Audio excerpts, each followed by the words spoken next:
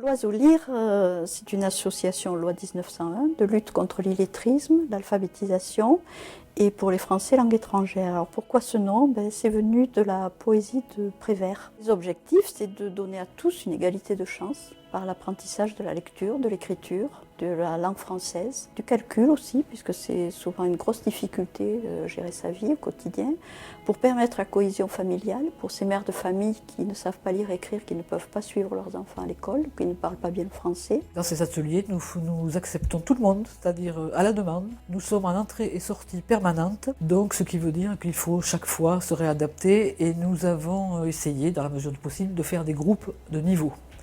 Nous prenons ces personnes minimum 2 heures par semaine, parfois 4, 6, ça dépend des disponibilités. Et essayons à chaque fois de les intégrer dans le même groupe et de garder à peu près, dans la mesure du possible aussi, le même formateur. Avant, si je reçois un courrier, une lettre, recommandé, je ne sais pas signer pour prendre la lettre, il faut que j'attends mes enfants jusqu'à quand ils arrivent. Des fois, je vais aller voir les voisins, mais maintenant, non. Je signe ma lettre et je le prends et puis je lis, je sais d'où qui vient cette lettre, je comprends. L'Oiseau Lyre apporte une facilité d'intégration, d'abord en premier, pour les personnes étrangères, c'est sûr, et pour les personnes illettrées, sans doute une meilleure qualité de vie. Notre objectif, c'est de les rendre autonomes.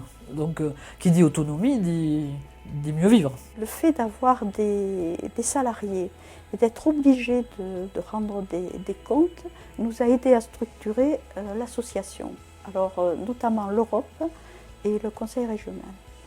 Et c'est vrai que ça nous a aidé à structurer parce que comme leurs dossiers sont très très précis, on a mieux compris comment gérer notre association au niveau des apprenants, tant de leurs demandes que de leur âge, que de leur niveau, et aussi des projets qu'ils avaient. On a su beaucoup mieux gérer et beaucoup mieux mettre en place certaines activités. Ce projet se serait réalisé peut-être sans financement, mais dans une petite structure.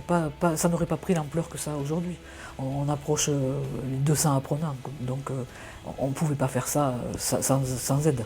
C'est pas possible. On est assez fiers parce qu'on a amené 62 personnes vers l'emploi en 4 ou 5 ans, je trouve que c'est pas mal.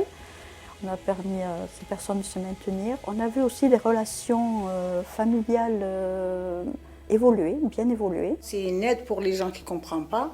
Franchement, comme on dit, que c'est comme, enfin je parle de moi, mais il y en a qui sont comme moi. C'est comme on était dans un trou, dans le noir, et puis on a sorti pour voir les jours. On est vraiment la première marche qui permet à ces personnes d'aller vers une formation qualitative plus difficile ou de mieux gérer leur vie simplement, de mieux vivre au quotidien, que ce soit socialement ou culturellement ou professionnellement.